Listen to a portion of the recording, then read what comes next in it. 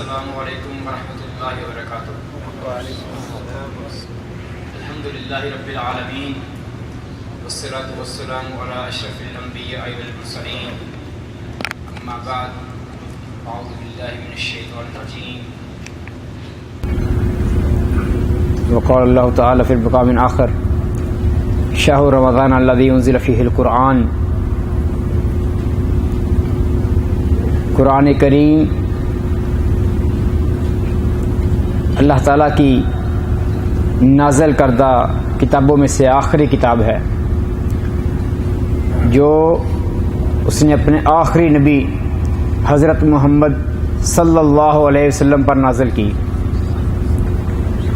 یہ قرآن کریم بہت ہی عظیم کتاب ہے۔ اس کی ایک ایک سورت، اس کی ایک ایک آیت اور اس کا ایک ایک حرف پڑھنے کے قابل ہے، اس پر عمل کرنے کے قابل ہے، تحقیق کے قابل ہے۔ میرے دوستوں، بھائیوں، بزرگوں، یہ قرآن علم ہے، روشنی ہے، ہدایت ہے، پوری زندگی کا قیامت تک کے لیے منشور ہے۔ ہم کہتے ہیں کہ اسلام مکمل ضابطۂ حیات ہے، قرآن ہمارا منشور ہے، ہماری عملی زندگی میں نظر نہیں آتا۔ قرآن کریم کے فضائل پر کتابیں لکھی گئیں، قرآن کریم کے آداب پر کتابیں لکھی گئیں، کس بات پر عمل کرنا ہے، عوامر پر نہیں پر کہ کون سے کام نہیں کرنے ہیں، اللہ تعالیٰ کتاب موجود ہے۔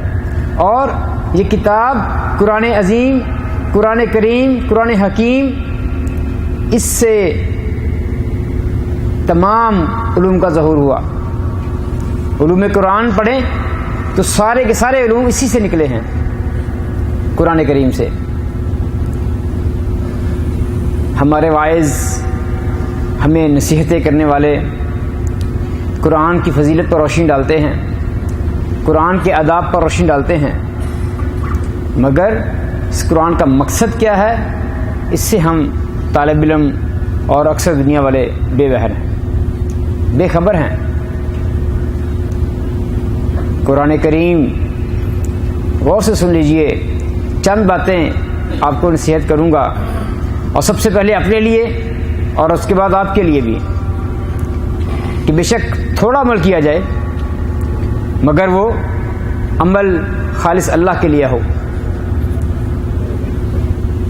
رمضان کریم کا قرآن کریم سے بڑا گہرا تعلق ہے۔ اللہ تعالیٰ نے فرمایا کہ قرآن کریم رمضان میں نازل کیا گیا، لیلۃ القدر میں نازل کیا گیا، اور اب انشاءاللہ دیکھیں گے کہ رمضان کے اندر ہم سب لوگ ہی قرآن پڑھیں گے ماشاءاللہ۔ کیا صرف رمضان قرآن کریم کے لیے، رمضان کے لیے ہے؟ ہر شخص نے ہاتھ میں مصحف پکڑا ہوگا اور قرآن پڑھ رہے ہوں گے ہر طرف، نماز کے بعد، نماز سے پہلے۔ میرے بھائیوں، میرے دوستوں، یہ صرف رمضان کے لیے نہیں ہے، یہ پوری زندگی کے لیے ہے۔ اس کا مقصد کیا ہے، اس کا پرپس کیا ہے، ہمیں وہ سمجھنا ہے۔ بڑے بڑے مفکرین، علامہ حضرات وہ کہتے ہیں، بلکہ ابو الاعلیٰ مودودی فرماتے ہیں کہ میں بڑی کتابیں پڑھی، سینکڑوں کتابیں پڑھی، فلسفہ کی، منطق کی، پوری کی کتاب پڑھنے کے بعد بھی میرے مسائل وہ حل نہیں ہوئے جو قرآن کی ایک آدھی آیت نے میرے مسائل کو حل کر دیا۔ قرآن کی آیت کو پڑھا، مسئلہ حل ہو گیا۔ آپ نے سنی ہوگی روایت، اکثر لوگ بیان کرتے ہیں کہ حضرت علی فرماتے ہیں کہ میں ہر مسئلے کا حل قرآن سے ڈھونڈتا ہوں، یہاں تک کہ میرا تسمہ گم ہو جائے یا اونٹ کی رسی گم ہو جائے تو میں قرآن سے ڈھونڈتا ہوں۔ یہ مشہور بات آپ نے سنی ہوگی۔ کیسے ڈھونڈتے ہوں گے؟ کیا قرآن میں لکھا ہوا ہے؟ کیا قرآن میں یہ باتیں لکھی ہوئی ہیں کہ ان کا تسمہ کہاں پڑا ہوا ہے؟ نہیں میرے بھائیو، مقصد یہ ہے کہ چھوٹی سے چھوٹی بات اور بڑے سے بڑی بات اور مسئلہ وہ قرآن کریم سے ہی حل کریں گے. کیسے حل کریں گے؟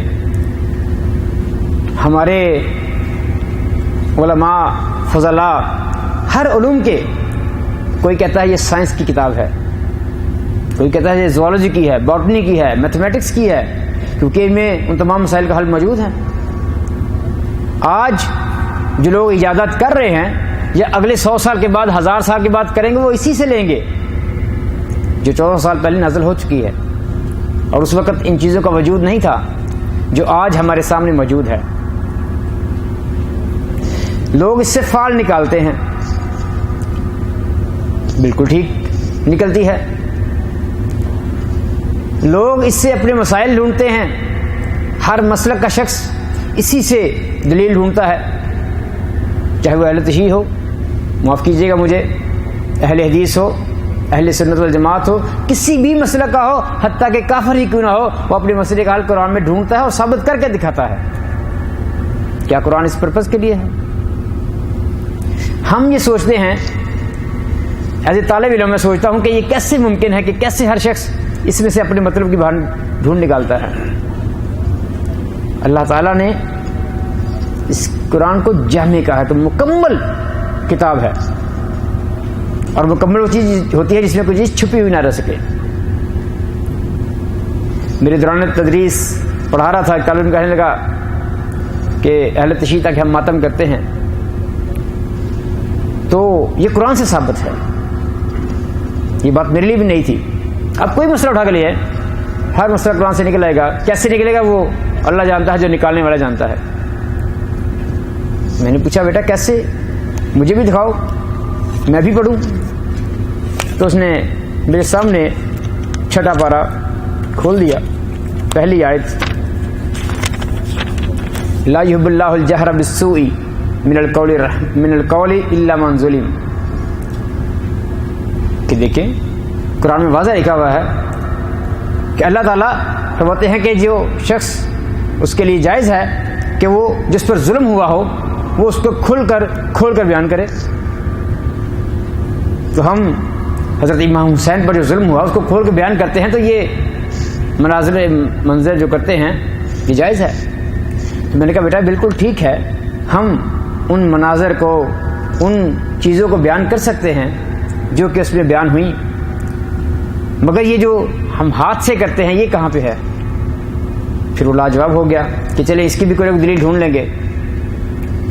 میرا مقصد کہنے کا یہ ہے کہ جب کوئی بریلوی صاحب، معاف کیجیے گا مجھے کہ مجھے نام لینا پڑتا ہے، میں اس چیزوں کا خود فرقے بازی کو پسند نہیں کرتا، اللہ تعالیٰ نے اسے منع فرمایا ہے قرآن کریم میں، وہ اسی سے اپنے مسئلے کا حل ڈھونڈیں گے. اہل حدیث اسی سے جواب دیں گے، دیوبندی اسی سے جواب دیں گے.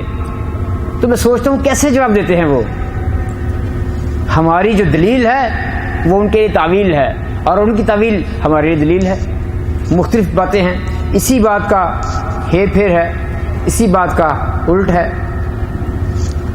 اللہ تعالیٰ فرماتے ہیں کہ 3واں پارہ،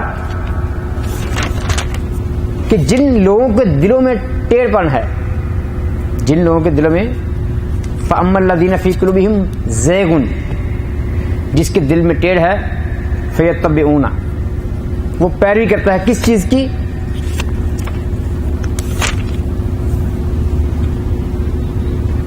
متشابہات کی.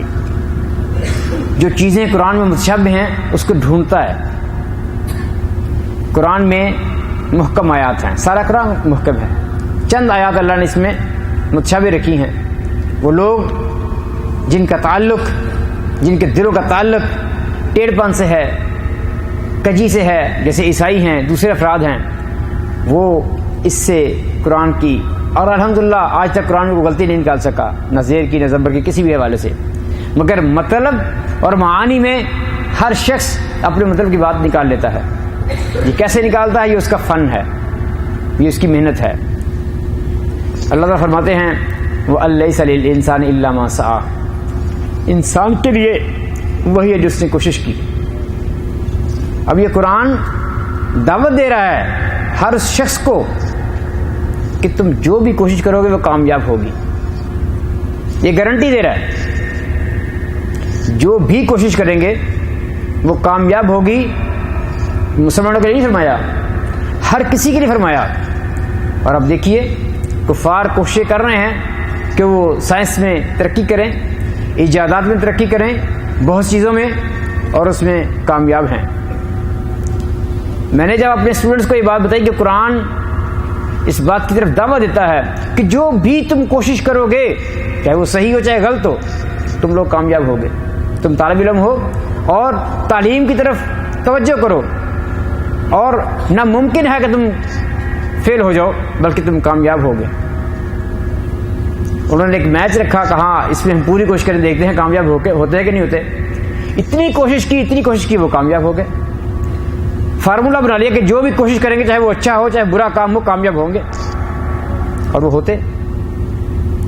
برے کام بھی کرتے رہے, سازشیں کرتے کسی لڑکے کے خلاف, کسی بھی جو طالب علم زمانے میں لوگ کرتے ہیں, تو جس کی جتنی زیادہ کوشش ہے وہ اس میں اتنا کامیاب ہے. تو بڑے خوش ہوئے کہ فارمولے کی بات بتا دی. جس چیز کو حاصل کرنا ہے اس کے لیے جی جان لگا دو, چاہے وہ ہماری روزی کے لیے کوشش ہو, چاہے وہ ہمارے علم کے لیے کوشش ہو, چاہے وہ کھیل کے میدان ہو, چاہے وہ سائنس کی ترقی ہو, چاہے وہ کچھ بھی ہو. قرآن کریم کا مقصد کیا ایک ہے, صرف پڑھا جائے. نبی علیہ السلام نے فرمایا کہ جو شخص قرآن کا ایک حرف پڑھتا ہے اس کو 10 نیکیاں ملتی ہیں. اور یہ فرمایا کہ میں یہ نہیں کہتا کہ الف لام میم ایک حرف ہے, بلکہ الف ایک حرف ہے, لام حرف ہے, میم حرف ہے. بالکل ٹھیک, صحیح. نبی علیہ السلام کی بات گارنٹی ہے, آنکھیں بند کر کے ماننی چاہیے.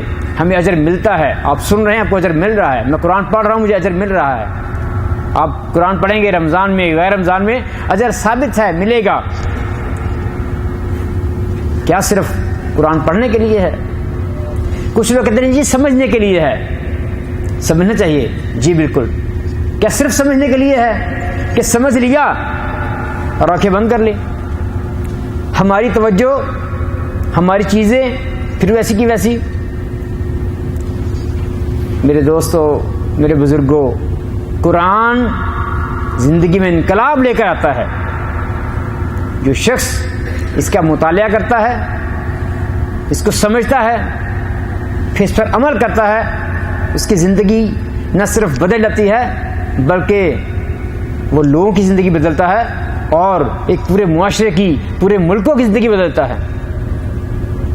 اور یہ ہمارے سامنے ہے, ایسا ہو رہا ہے. اللہ کے نبی حضرت محمد صلی اللہ علیہ وسلم فرمایا کہ یہ قرآن قوموں کے عروج کا سبب بنے گا اور زوال کا بھی. کہ جو قوم اس کو مضبوطی سے تھامے گی وہ عروج پر ہوگی, کوئی اس کا مقابلہ نہیں کر سکے گا. اور جو اس کو چھوڑ دے گی, چھوڑنے سے یہ نہیں کہ پڑھنا چھوڑ دے گی, اس پر عمل کرنا چھوڑ دے گی, اس کو سمجھنا چھوڑ دے گی, اس کو زندگی کی سے نکال دے گی, تو وہ زوال اور پستی کا سبب ہو جائے گی, گمراہی کے اندر پڑ جائے گی وہ. دیکھیں جو شخص قرآن پڑھتا ہے, سمجھتا ہے, کیسے ممکن ہے پھر وہ غلط کام بھی کرے. چھوٹی سی بات ہے, ہم 5 وقت نماز پڑھتے ہیں الحمدللہ, اور جب نماز پڑھ کر نکلتے ہیں ہمیں کوئی دعوت دے برائی کی تو دل میں خیال تھا کہ ابھی تو نماز پڑھ کے نکلے ہیں. کم از کم 15 منٹ یا 20 منٹ ہمارے اوپر نماز کا اثر رہتا ہے. اس کے بعد پھر ہم ڈرامے بھی دیکھتے ہیں, فلمیں بھی دیکھتے ہیں, گانے بھی سنتے ہیں اور بہت سے کام کرتے ہیں. مگر کچھ دیر کے لیے ہمارے اوپر وہ جذبہ ایمانی رہتا ہے. مگر وہ شخص جو قرآن کا طالب ہو, قرآن کو پڑھتا ہو, قرآن پر عمل کرتا ہو, اس کو سمجھتا ہو, تو یقین کیجئے اس کے لیے یہ دنیا بھی جنت ہے اور آخرت بھی. قرآن معجزہ ہے قیامت تک کے لیے, ایسا معجزہ جو باقی رہے گا. رمضان کریم کی آمد ہے. میں پھر سے کہہ رہا ہوں کہ قرآن پڑھتے ہیں, ضرور پڑھیے. رمضان میں دل بھی کرتا ہے قرآن پڑھنے کو, ہر شخص قرآن پڑھتا ہے. جہاں ہم 10 گھنٹے عبادت کرتے ہیں, تراویح پڑھتے ہیں, قرآن پڑھتے ہیں صرف عربی کے اندر, وہاں ہم غور کریں آپ لوگ 10 گھنٹے سوتے بھی ہیں. تو میری ایک نصیحت ہے کہ اس رمضان میں 2-3 گھنٹے ایکسٹرا نکال لیں، ایک پارہ اردو ترجمے کے ساتھ روزانہ پڑھیں۔ جو شام کو آپ نے تراویح سننی ہے حرم میں پڑھیں، امام سدیس کے پیچھے، شرام کے پیچھے، یہاں پہ ہوگی، جہاں بھی ہوگی، آپ نے جو تراویح پڑھنی ہے اس کی سارا دن تیاری کریں۔ جب موقع ملے کام سے آ کر چھٹی کے وقت اس کو ترجمے کے ساتھ پڑھیں۔ یہ مرکز توعیہ جالیات نے اس کا بڑا اہتمام کیا ہوا ہے، یہاں پہ قرآن کریم ترجمے کے ساتھ وافر مقدار میں ہیں۔ مزید آپ بھائیوں سے گزارش کریں گے تو آپ کو لا دیں گے انشاءاللہ۔ ہر شخص قرآن کریم کا ترجمہ پڑھ سکتا ہے، اردو کے اندر، بنگالی کے اندر، اپنی اپنی زبان کے اندر پڑھ سکتے ہیں۔ اور اس مرتبہ اس رمضان کے اندر جب یہ تیاری کر کے جائیں گے آپ، تو آپ کو نیا سرور ملے گا کہ جو امام صاحب پڑھ رہے ہوں گے آپ کو سمجھ آ رہی ہوگی، تھوڑی بہت، مکمل تو نہیں، تھوڑی بہت سمجھ آ رہی ہوگی کہ یہ ترجمہ ہم نے پڑھا تھا، اب یہ حکم آ گیا، اس سے رک جاؤ۔ اور اگر میں ایک دعوت دیتا ہوں لوگوں کو کہ کبھی یہ سوچیں، کبھی یہ سمجھ کے ترجمہ پڑھیں کہ یہ قرآن کیا میرے لیے نازل ہوا ہے، صرف میرے لیے، تو واللہ العظیم جب کھولیں گے تو یہیں سے شروع کریں گے، سورہ بقرہ سے شروع کریں گے، ایک ایک آیت آپ سے کہے گی کہ ہاں آپ کے لیے ہی قرآن نازل ہوا ہے۔ کیسے؟ اعوذ باللہ من الشیطان الرجیم، الف لام میم، ذالک الکتاب لا ریب فیہ، یہ کتاب ہے ہدایت کے، للمتقین، سوچے گا کہ میں متقین ہوں؟ اگر تو میں متقی ہوں، پرہیزگار ہوں، پھر تو ہدایت مجھے ملے گی۔ اور اگر میرا مقصد دنیا کمانا اور لغو شہب اور بہت سی باتیں ہیں تو پھر کیسے ہدایت ملے گی مجھے؟ الذین یؤمنون بالغیب، وہ لوگ جو غیب پر ایمان لاتے ہیں، ہم سب لاتے ہیں الحمدللہ، ثابت ہو گیا کہ یہ قرآن کی آیت ہمارے لیے، ہم ایمان لاتے ہیں۔ وَيُقِیمُونَ الصَّلَاۃَ، سوچ بھی پڑھیں گے کہ نماز پڑھتے ہیں، کہ ہم قرآن ہمارے لیے ہے، ہم نماز پڑھتے ہیں، ہاں پڑھتے ہیں، کبھی کبھی سستی ہو جاتی ہے مگر پڑھتے ہیں۔ وَمِمَّا رَزَقْنَاهُمْ يُنْفِقُونَ، کیا خرچ کرتے ہیں؟ میرے بھائی کچھ ہوگا تو خرچ کریں گے انشاءاللہ، جتنی آپ کی وسعت آپ خرچ کرتے ہیں، ہم بھی کرتے ہیں، سب لوگ کرتے ہیں۔ جس کے بعد جتنا زیادہ مال اللہ کا دیا ہوا، اللہ کہتے ہیں جو ہم نے دیا اسی میں خرچ کرنا ہے، کو آپ نے ایکسٹرا نہیں کمایا کہیں سے۔ اگلی بات، والذین یؤمنون بما انزل الیک وما انزل من قبلک وبالآخرۃ ہم یوقنون، پڑھتے چلے جائیں، دیکھتے چلے جائیں، ترجمہ پڑھتے چلے جائیں۔ جہاں پہ کفار کا ذکر ہوگا آپ کا دل اطمینان سے گواہی دے گا میں کافر نہیں ہوں۔ جہاں پہ منافقوں کا ذکر ہوگا آپ سوچیں گے کہ میں منافق تو نہیں ہوں، کہ باہر سے کچھ اور اندر سے کچھ اور ہوں۔ باہر سے دعویٰ ہے مسلمانیت کا، دعویٰ ہے اسلام کا، دعویٰ ہے بہت بڑے متقی پرہیزگار ہونے کا، اور اندر سے کیا ہوں؟ جھوٹ بولتا ہوں، سارے کام غلط کرتا ہوں، تو باز آ جائیں گے۔ پھر ذکر ہوگا نماز کا، روزے کا، حج کا، زکوٰۃ کا، احکام کا، پڑھتے چلے جائیں، پڑھتے چلے جائیں، اور دیکھتے رہیں کہ کون کون سی چیزیں ہمارے اندر نہیں ہیں۔ تو یقین کیجئے آپ قرآن کو بند کر دیں گے اور رونا آئے گا کہ ہم تو کچھ بھی نہیں کر رہے۔ قرآن نے کتنے احکامات دے دیے، کتنی باتیں کہہ دی، ہمارے اوپر تو بہت تھوڑی سی ہیں۔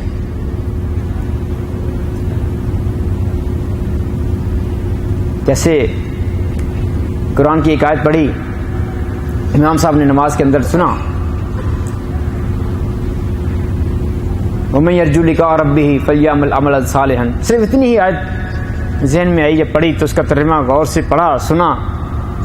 فَمَن يَرْجُو لِقَاءَ رَبِّهِ، جو اپنے رب سے ملنے کی امید رکھتا ہے، رجا کہتے ہیں امید کو، فَلْيَعْمَلْ عَمَلًا صَالِحًا، تو اسے چاہیے کہ پھر نیک عمل کرے۔ تو میں نے اسی وقت سوچا کہ ہم لوگ تو ماشاءاللہ مومن ہیں، مسلمان ہیں، ہمیں تو یقین ہے کہ ہماری رب سے ملاقات ہوگی اور یقیناً ہوگی، تو پھر عمل تو یہ کرنا چاہیے۔ پھر ہمارے لیے واضح حکم ہے کہ جس کو رب سے ملنے کی امید نہیں ہے پھر تو وہ اس کے لیے تو آزاد ہے، کافر کو ملنے کی امید نہیں ہے، وہ جانتا ہی نہیں اس بارے میں، اس کا خیال بھی نہیں، لہذا وہ تو اس سے بری ہے۔ ہم تو مومن ہیں اور یقین ہے کہ اللہ سے ملاقات ہوگی، پھر نیک عمل کیوں نہ کریں؟ کیسے پیچھے رہ جائیں؟ یہ بات ہمیں قرآن بتائے گا۔ اس کی گواہی ہمیں اس سے ملے گی۔ رمضان کریم میں جہاں قرآن کی تلاوت کریں وہیں اس کو پڑھیں، اس کو ترجمے سے پڑھیں اور جتنا ہو سکے اس پر عمل کریں۔ سب پر عمل تو نہیں کر سکتے، کوشش کر سکتے ہیں جتنا ہو سکے۔ نبی علیہ الصلوۃ والسلام کی زندگی مکمل قرآن تھی، صحابہ کی زندگی مکمل قرآن، کمیاں کوتاہیوں میں بھی ہوئی، اللہ معاف فرمائے ان کو، اور وہ جنتی ہیں رضی اللہ عنہ و رضوا عنہ۔ قرآن شہادت دی صحابہ جو ہے جنتی ہیں، اللہ ان سے راضی ہوگا، وہ اللہ سے راضی ہوگی۔ بعد میں ان کا نمبر، ہمارا نمبر پتہ نہیں کہاں میں آتا ہے، لیکن خوشخبری ہے اس کے لیے کہ جو شخص اس دور میں، اگلا دور ہو، کوئی بھی دور ہو، اس کے اندر اس قرآن کو تھامے رکھے گا، اس کو پڑھے گا، اس پر عمل کرے گا، تو یقینی طور پر وہ جنت کا وارث ہوگا۔ یہ قرآن کی گارنٹی ہے، اللہ کے نبی کی گارنٹی ہے۔